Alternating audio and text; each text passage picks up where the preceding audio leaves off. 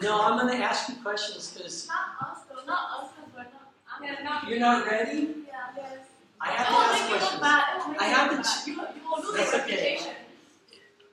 We're doing it. Yes, Helen. We have to label all. Yes, yes, you have to label all those things. So we're having a test on Friday. So we're going to review for the test. And I'm going to talk a little bit, but I'm mostly going to be asking you questions to see how much you understand and to see where you might be weak in the test, okay? So we're going to go through the test. Yes, Helen? You have a question? I'm just excited. No, I can't postpone the test. Sorry.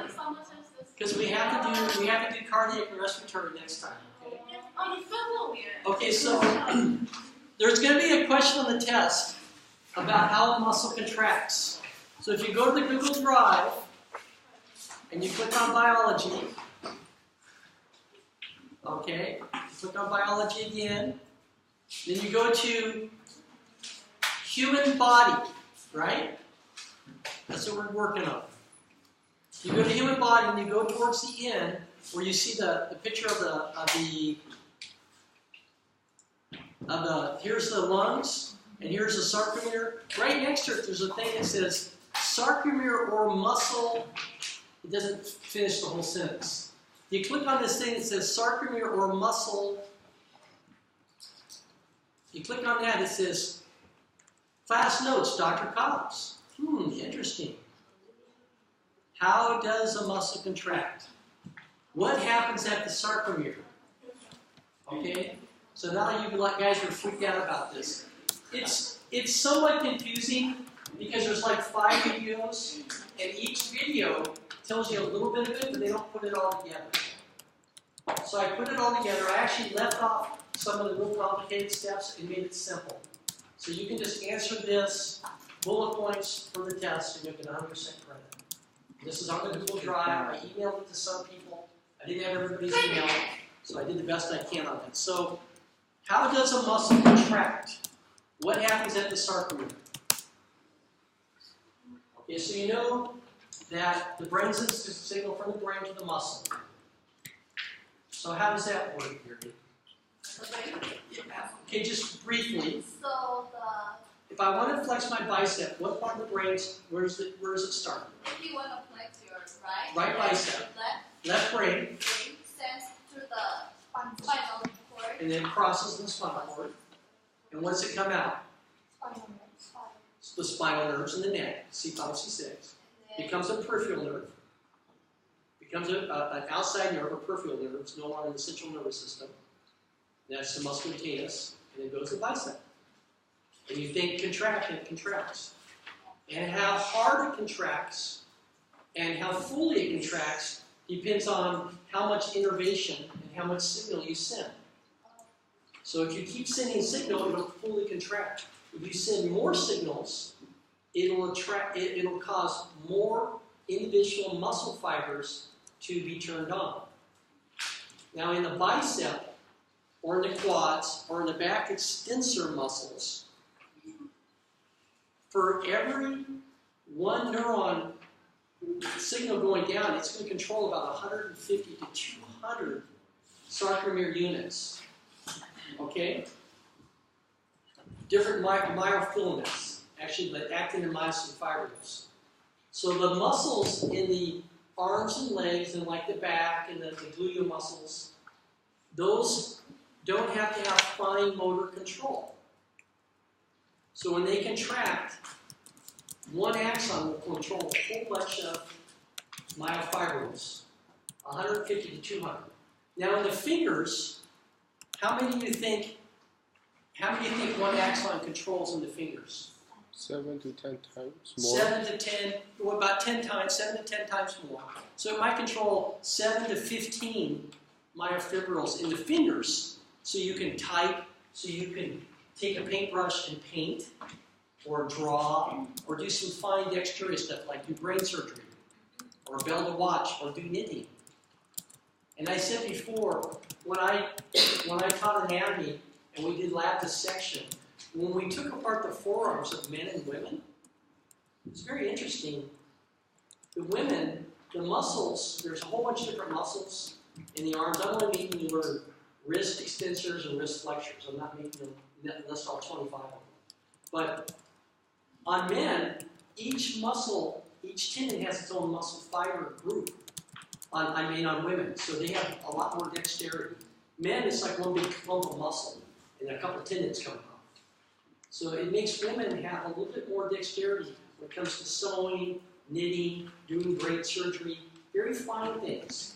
I know there's a lot of great men painters, but women actually have a little bit more better control of the muscles because the anatomy is actually different in the form of a woman than a man.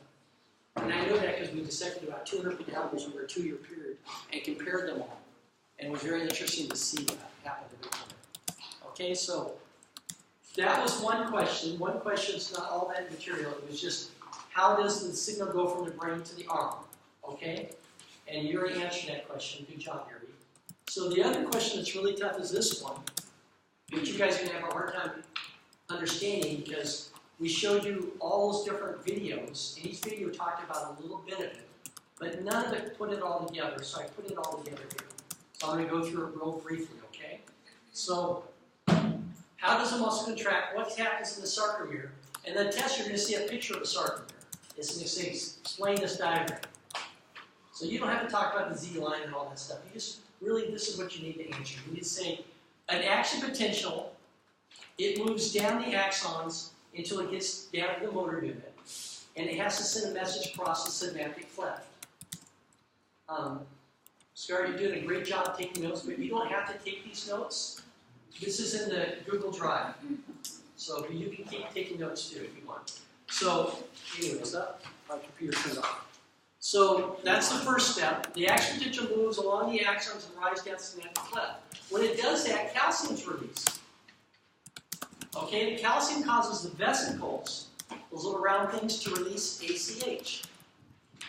When it releases the acetylcholine, it slowly diffuses across the synaptic cleft.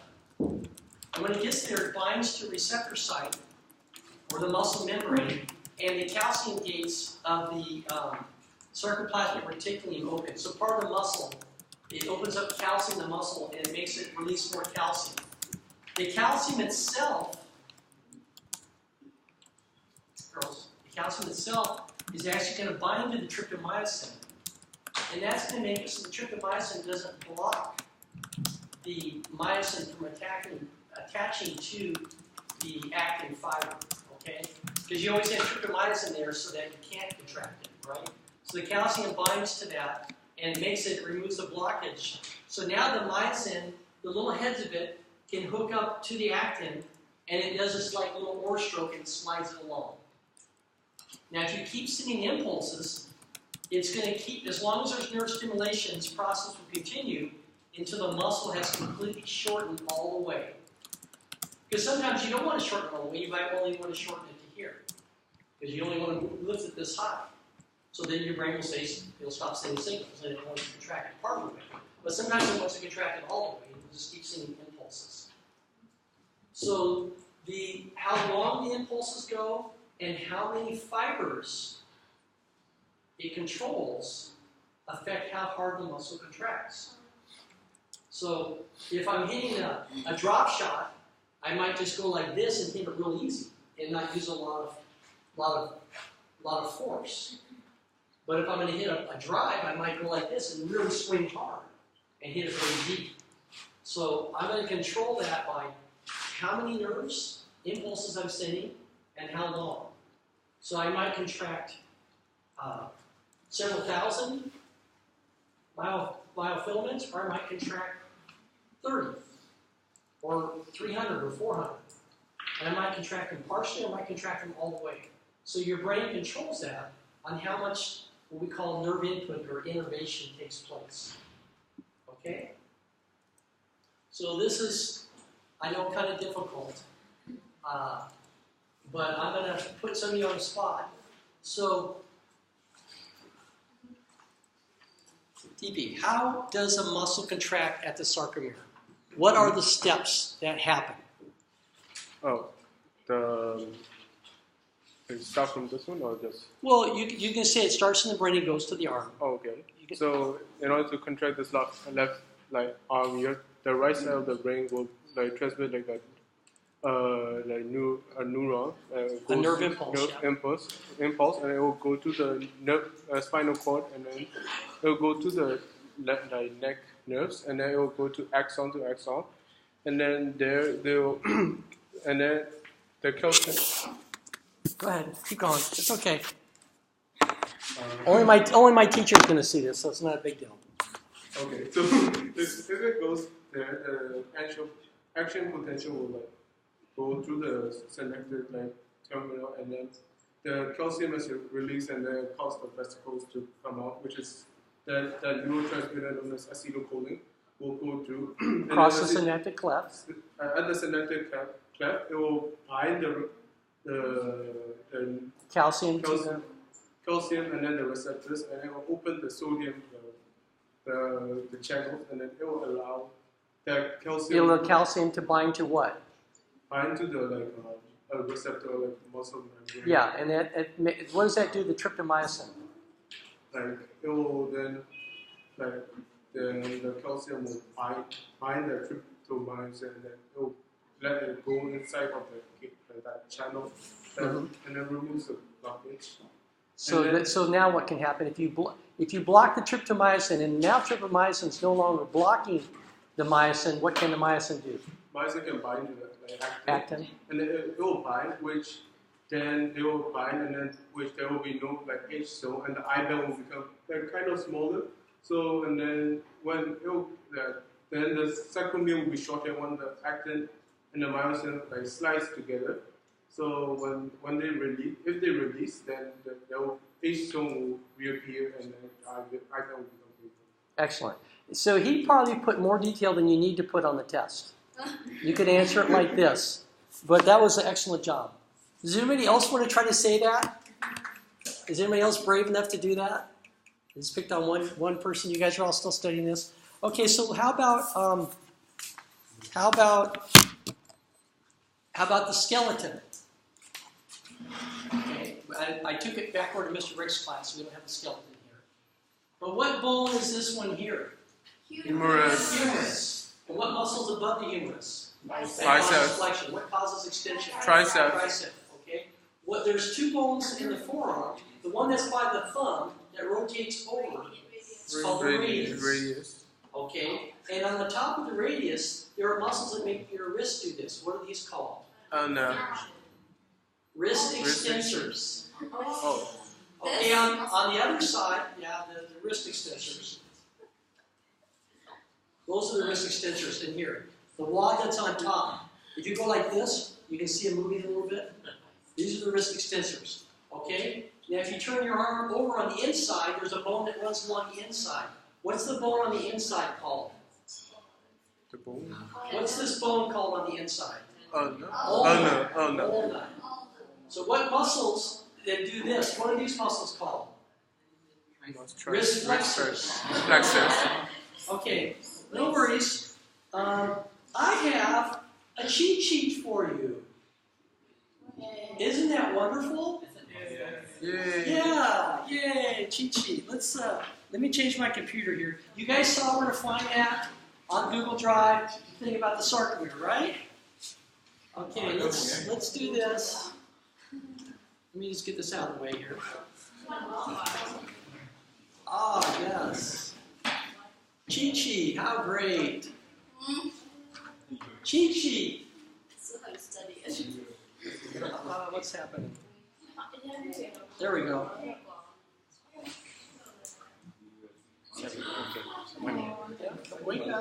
Boom. Okay. Now this is my childlike scroll. So you guys might want to print out the other one that Mrs. Klein has. This is what you'll have to do on the test. Everything. Oh my God, it's so crazy. This is the muscles, yes. And you have to do the bones too. We're going to review the bones in a second. So go ahead and take pictures of this.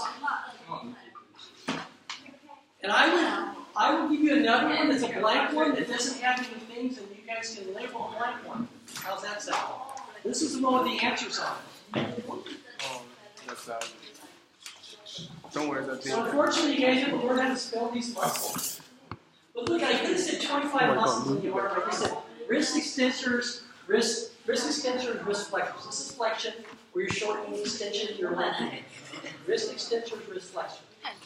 There's a couple muscles on the side called interlateral obliques. Your rectus abdominis, and the gastrocnemius. Yes? Yes? Spelling Rectus abdominis, interlateral obliques.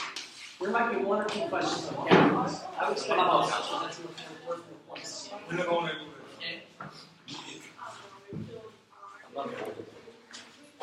Okay. Yes. Also, you just like chart, right? Pardon? Chart of the textbook. Chart in the textbook? Study this. What's chart? The chart in the textbook's not on the test. This is on the test. Last time we did the chart was on the other test. Oh, the chart on the organs? The organs? What? Don't worry about it. Okay. So, you guys got this. Okay. Did you guys all got pictures of this? Yeah. Okay, let's go through this real quick. Okay, so this muscle here that looks like a trapezoid. Ladies, Sunette, Yuri. This muscle that looks like a trapezoid, this is called the trapezius. There's actually three different levels, upper, middle, and lower. You can just call it trapezius. Name it one name. So the upper trapezius is this part that goes all the way up here to the external-occipital protuberance, a prominence on the occiput bone, and then comes down, hooks to the scapula, and then goes down and attaches to the spine. It's shaped like a trapezoid, so they call it trapezius, because it's shaped like a trapezoid. These big muscles that cover your shoulder are called deltoids. This is the medial deltoid, anterior deltoid, posterior deltoid. You just have to say deltoid. You don't have to name the three divisions. Okay, these muscles in the chest here are pectoralis. You guys should know the pecs, right? Guys are always doing push-ups and bench to make their pecs bigger, right? Okay, the back muscles, there's 6 layers and there's about 50 muscles. You only have to say one. Erector spinae. Why do you think they call it erector spinae? Because it holds the spine erect. Erector spinae. And the muscles in the front here are called rectus abdominis. The rectus abdominis pulls you this way to flexion, and the erector spinae pulls you to extension. They're in opposition to each other. Antagonist and agonist. Okay? So on the arms, you have to know the muscles in the back, the extensors, the triceps. The muscles in the front, the biceps. And I'm going fast, but you all have the picture. And you also have the pictures in the book. Yeah, that's the pictures in the book. That's not the one I'm going to use. This is the one I'm going to use, the one I gave you. This is just a different picture. This is the one I put on the test. So they're the same muscles. That picture and that picture, it's the same muscles on it. But I labeled the ones I want you to know. Okay, so I wrote in the answers, labeled the muscles. Okay, so we're reviewing those now. So what's the muscle called back in the leg here, in the calf? What's this calf muscle here called? gastrocnemius. Gastrocnemius. Gastro. What's the muscle in the front that pulls your foot up called right here? Tibialis. It's on the tibia. Anterior. It's in front. There's actually one in the back called tibialis posterior, which I'm not going to make you name because you can't see it. It's underneath the gastrocnemius and the psoas, and then the tibialis posterior. There's also a peroneus and a bunch of other muscles, but we're not going to name those. We're only going to name 2 in the calf: the gastrocnemius and the tibialis anterior. There's actually a lot more. Okay, they call it tibialis because it attaches to the tibia, and it's in the front. Tibialis anterior. Okay, what are these muscles here called in the leg that cause extension? The 4. Quadriceps. Quadriceps. What are the ones that cause flexion in the back? Hamstring. Hamstrings. So I'm not making you learn the 4 and the 3. Okay, so you only have to learn 2 instead of 7 muscles. And you don't have to learn origin, insertion, nerve, artery, or action like I have to learn. Okay? I know it seems like a lot. Okay, so the ones that you might not have seen in your textbook are the ones that cause this movement of the hand on the top of the back of the elbow on the radius, on the outside part or the lateral part. They're called wrist extensors. The ones that are on the inside or medial that bend the wrist this way are called wrist flexors. That's it. That's all the muscles. Oh yeah, and all the muscles of the face, there's about 20 of them. You just have to call them facial muscles. Does that make sense? Is that easy? Facial muscles? You don't have to learn orbicularis oculi, or you don't have to learn the lateral rectus, and all the ones that control the eye movement. There's a lot of them. There's masseter, temporalis, frontalis. There's a lot of them. Anyway, you just have to call them facial muscles. How's that sound? That's pretty good? Okay. So let's review the skeleton. I don't have the skeleton, I took it next door. What is this muscle on the inside of the hand, arm called? The what? Ulna. What's the bones? What's the one on the outside by the thumb that rotates over called? Radius. What do you call the bones of the wrist? Carpals. There's 8 of them. I can list them for you, but you don't care, so I won't list them. Okay? What do you call the hands that make up your fist here called? Metacarpals. Metacarpals. What do you call these phalanges? So in the feet, it's a little different. What do you call the bones in the feet? Tarsus. What do you call these bones here? Metatarsal. And what do you call these? Phalanges. Same thing, phalanges. Okay, pardon? You guys be quiet. I'm sorry, I can't hear you. Skeleton? Yes, there'll be a picture of the skeleton you'll have to label. All those. Oh my goodness gracious. Crazy, huh? We just reviewed them. Okay? And so, what do you think about the skin? Do you think there's been some questions on the skin? Good. Okay, so why is the skin important? If I burn 20% of my skin off, and why do you think I might die? Okay, the question was, the skin is very important for maintaining homeostasis and life. If I got a severe burn, and I burned off 20% of my skin, there's a chance I could die. Why? What could not happen now? What could happen if I burned off 20% of my skin? It actually talks about it in the book. I don't know if you guys remember that. Protect the It protects us from the outside. So what could happen? diseases you pick up. Yes, exactly, Gary. You could get an infection and die from the infection. If you don't have skin to protect you from viruses, bacteria, protozoans, tapeworms, things like that, you can get in some type of infection and die. Okay, so the body can't be opened up to the environment because there's bugs everywhere, right? Some of them are healthy, some of them are not healthy. Okay, what does the skin also do as far as homeostasis and helps regulate our body? It insulates us, yes. Which is fine. Well, yes, we can produce vitamins. Sweat. So the skin is very important in thermal regulation. Thermal regulation. So when you go out there and play football here in Yangon and it's 40 degrees, you get overheated really quickly. And what does your skin do? And what do the blood vessels and the circulatory system do to help you not to overheat? That will be a test question. So don't get all freaked out writing the test question down. Just use your mind right now and think. How does the skin help us release heat? And what does the circulatory, the heart, and the blood vessels, what do they do to help the skin make us lose heat? Lynn? The body, when it's You get overheated. when when it's hot,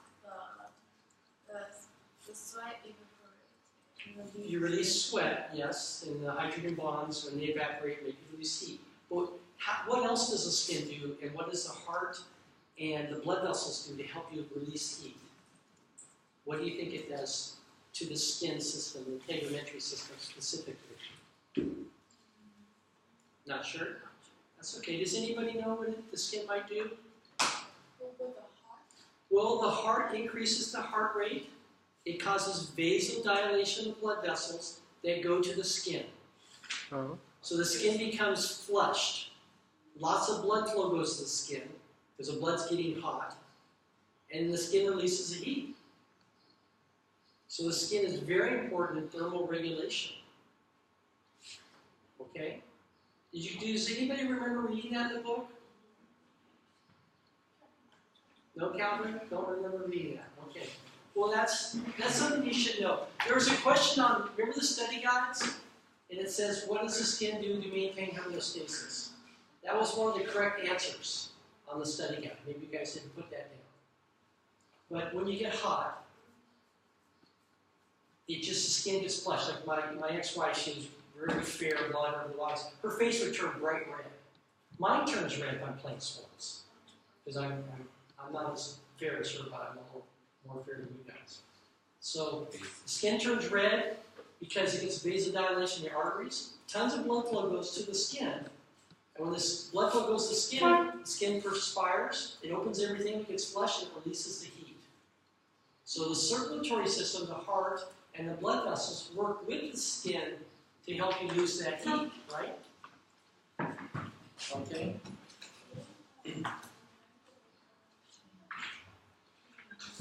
So let me see, there was a couple other tricky questions that I wanted to talk about.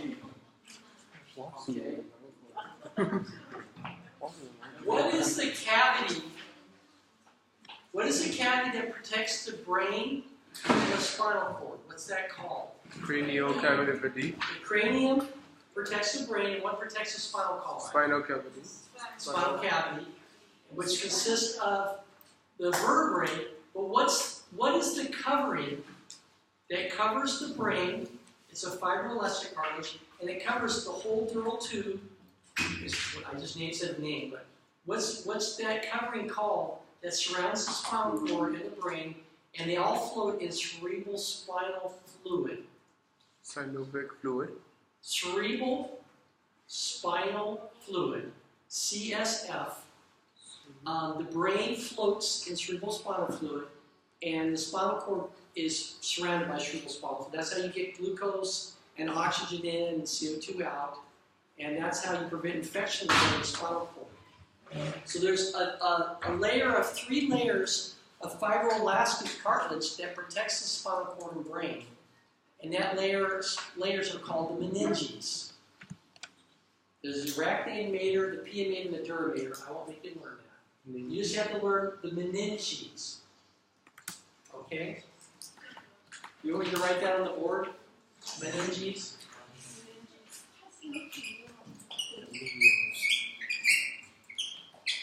Meninges. Okay? So, the meninges are a fibroelastic cartilage. They completely surround the brain. They attach to the inner cranium. They attach to the sphenoid bone that's in the center of the brain. Because there's a bone that goes between the cerebral cortex, the thinking part of the brain, and the part of the brain that just keeps us alive. Like the diencephalon, hippocampus, cerebellum. So there's like a thinking part, that's the cerebral cortex, and there's a part that keeps us alive that's like the non-thinking part. That's the doing part, like the cerebellum, controls all of our balance and coordination. Okay? So that's not going to be in the test, so don't freak out. Oh. But you should know what the meninges are. Huh? And I talked about, I don't know, it was like 3 classes ago, I talked about sometimes you get an infection in that cavity, in the meninges. It's called meningitis, which means inflammation of the meninges. When you get that, the person gets severe headaches and a lot of pain. Okay, I'm going to turn this off now because we don't need that anymore. So when you get that, you get a lot of pain, and the whole spine gets very rigid. If the person was laying down and the doctor took their leg and they would have their knees bent, if they straightened their knees out, the person would tuck their head to take the pressure off the spine. If they pulled their head up, the doctor pulled the leg out, the guy's leg would straighten. So it's really weird when you have meningitis, the neck is connected to the legs are connected to the neck. Because the whole meninge gets so inflamed that any movement of the spine or the hamstrings is going to pull on the sciatic nerve, and the person will go, ah, and they'll move their head to try to relieve the pain. So that's an infection of the meninges, and meninges surround the brain, attach the spinal column. Okay, so is this just too much for you guys? So you don't want me to put the meninges on the test? Yeah. It's just too freaking you out. Okay, so we covered the muscles, we covered the bones, we covered how a muscle contracts, and we covered how a nerve goes from the brain, how a message goes from the brain to the body, like from the brain to the bicep. So that, and then it's the skin. You have to know about the skin, the integumentary system, and that's the whole test. Okay, so what part of that do you guys feel a little shaky on? Wait, trigonometry? What? The skin, the integumentary system. The integumentary system is the word for the whole skin. Yes? Okay, I'm going to explain that again. Oreen, I'm going to explain again about how your skin helps you to maintain homeostasis. So you're out playing football, or you're playing basketball, and your body overheats. Your blood starts to get hot. So you have to get rid of that heat. The best way is part of the excretory system. The skin is part of the excretory system. Your breathing helps release a little bit of heat, but most of the heat is released through your skin. The brain says, I'm overheating. So it sends a signal from the brain to the heart and makes the heart rate go faster. Starts pumping blood faster. Heart rate goes up. The blood vessels dilate. You're getting this? Blood vessels dilate, so it makes more blood flow. So the skin gets flushed. So the circulation in the skin goes up like 40–50%. Then the skin will release sweat, which is water, and the water will evaporate because it's on your skin. And as it evaporates, it has to break the hydrogen bonds. When it breaks that, it releases energy. So the increased blood flow by vasodilation in the heart, pumping faster, pumps all the blood to the skin. Not all the blood, but a lot more blood to the skin. And that helps us to dissipate the heat more. Does that make a little more sense?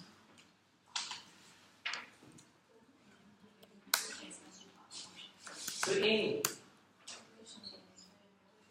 I'd like you to explain to me how we release heat through the skin. Sorry to put you on the spot. Okay, what does our heart do? What happens to the heart rate if we're really hot? Does it go up or go down? It goes up. Why does it go up?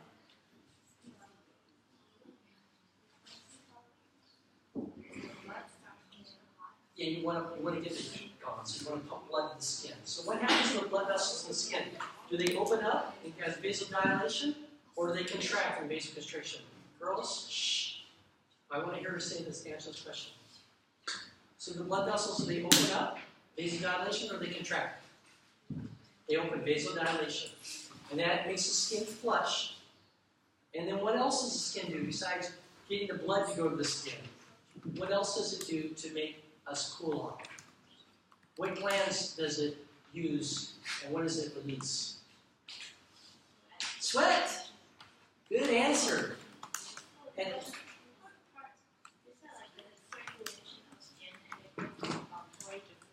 yes, so the heart pumps the blood faster, the blood vessels open up, and it just perfuses the skin with a lot more blood.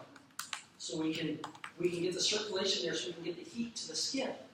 When the heat gets to the skin, the pores open up, and it sweats, and that releases the heat from our body. And that's how it maintains homeostasis. Good job. Yes, Colin. Okay, yes. So what does the word ossification mean? Yes. So I know you guys are studying something else, but she just asked, someone just asked, what is ossification? Oh, So like, can you explain what ossification is? It's part of the maturing process of a bone. What happens to the bone? What replaces what? Cartilage replaced By spongy bone, by compact bone, and by trabecular pattern in the spongy bone. Yes. Spiky, what are spiky bones? spongy bone. No, not spongy, there's spiky stuff. I don't know what spiky stuff is. You're talking about trabeculation? Spiky bony spikes. What's bone? I don't know what bony spikes is. I've never heard. Salty. There's haversion canals, there's blood vessels, there's trabecular pattern in the spongy bone. So in the bone, you guys, the way the body works, like say you had a femur bone here and a hip socket.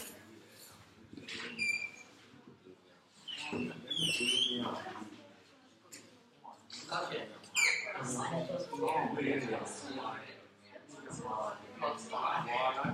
You guys, I'm going to explain something so you guys don't talk. I know you want. We'll give you a break in a second, okay? So this is supposed to be a drawing. This is your hip. This is part of your acetylene and part of your pelvis. This is your pelvis here. Okay? And this is a long bone in your body. This is the femur. And so the femur consists of this is called the cortex. This part here.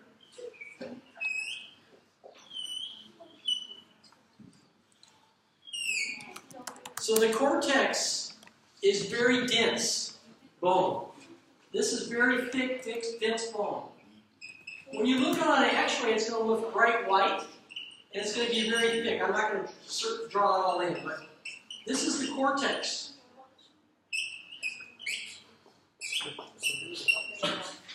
Ladies, when you look for a fracture, this is where you look for the fracture in the cortex. Because the bone might not be completely broken in half. It might just have a little fracture in the cortex, which we call a green stick fracture.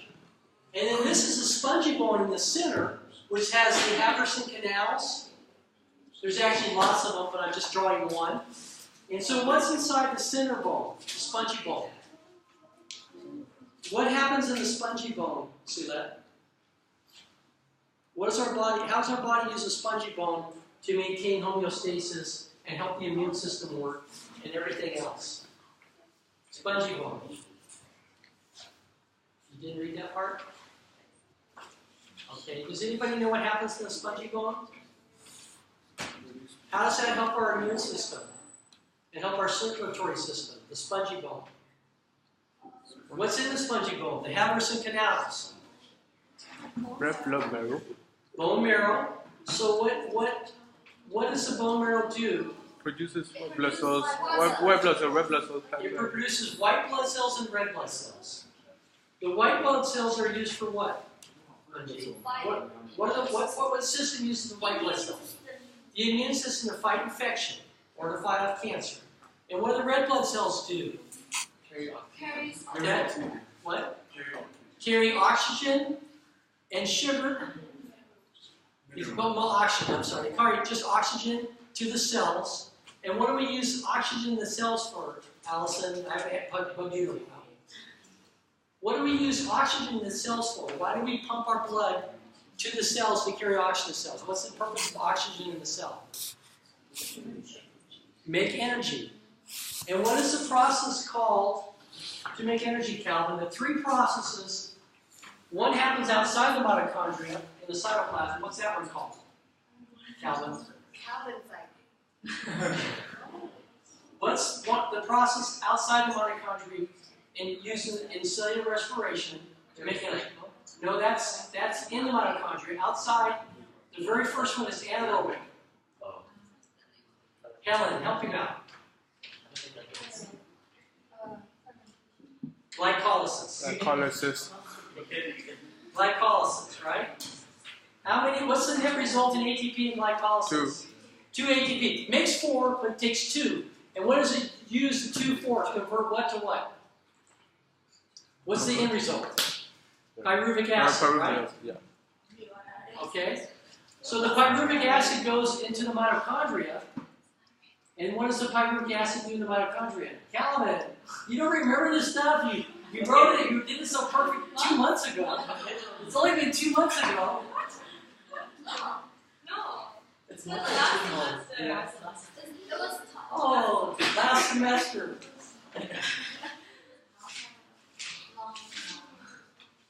Maureen, can you help us? What are the steps in cellular respiration? Glycolysis on the outside, pyruvic acid, goes to the mitochondria, and what's the next step? Krebs cycle, thank you. And what does the Krebs make? Krebs make ATP. And they also make FEDA. NADH Nats and fat. NADH plus NADs and fats. NADs and fats. And the NADs and fats go to the electron transfer chain. And what happens in the electron transfer chain? Alicio. Shh. I want to hear what he says. What happens in the electron transfer chain? Well, ADP is converted to ATP. Okay, great. And so how many ATP do we make about in the electron transfer chain? In a perfect world, 34. 34 in a perfect world. Excellent answer. So you guys remember how it does it? You remember the rap video, Yeah. electron transfer chain? Yeah. So it creates a proton difference, and it gets it to one side, so there's an energy difference like a battery. There's like a positive and negative side. And the only way the protons can't escape is a channel and an enzyme, ATP synthase. Okay. And it uses the electron energy to pump and turn the wheel, which puts the P back on the ADP to make ATP.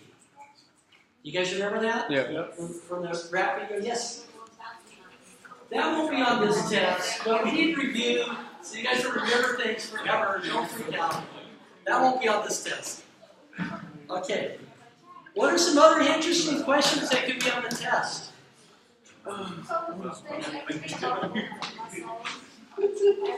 Okay, so you have to name the muscles on the picture that I gave you. You have to name the bones on the skeleton. You have to answer multiple choice questions on the skin system and on bones. Remember we looked at slides, we had a lab? You have to know the difference between the 3 types of muscles. What are the 3 types of muscles? Cardiac, and skeletal. Smooth, cardiac, and paraskeletal. You'll have to say that on the test. You have to answer that.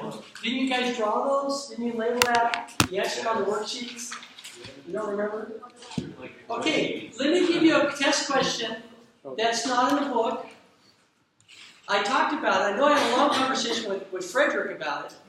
And when we were doing the lab, I walked around and I said this to almost every lab. But you guys might have been so busy you didn't hear me say it. So I'm going to say it again. What's the difference in healing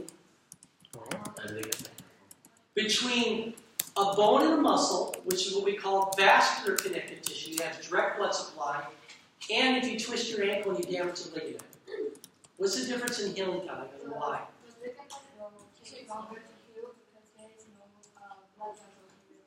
Excellent.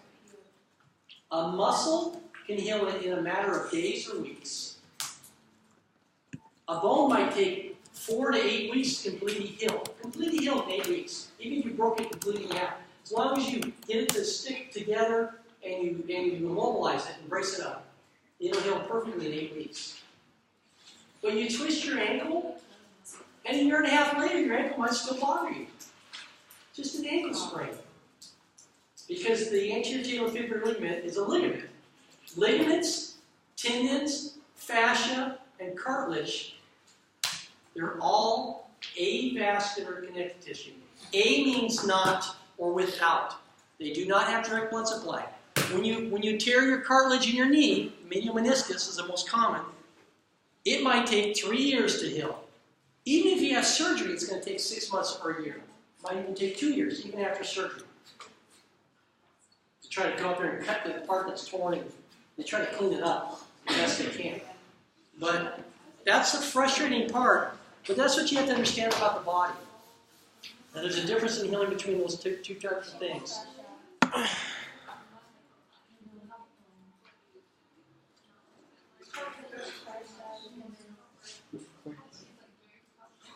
Okay. So why don't you guys take a little break for a few minutes and just think. Well, actually, we'll probably be doing that right when the boss comes in here. So that probably won't be good. But take a little break, and they come and we'll start again. Take a little break. Most people look at it. They're coming, we're all horsing around playing. I'll stop.